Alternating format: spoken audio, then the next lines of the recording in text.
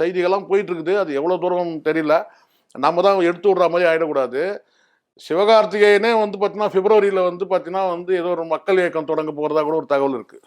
விஜய்க்கு ஆப்போசிட்டாவே அதெல்லாம் தெரியாது. பிப்ரவரி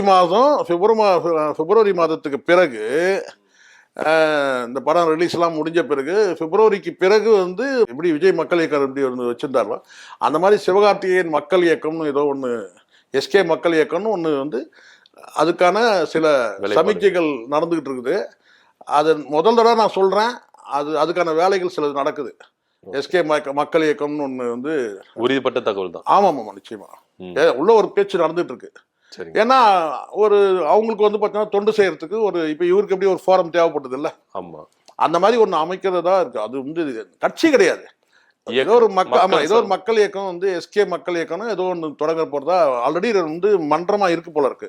ரசிகர் மன்றம் இருக்கு.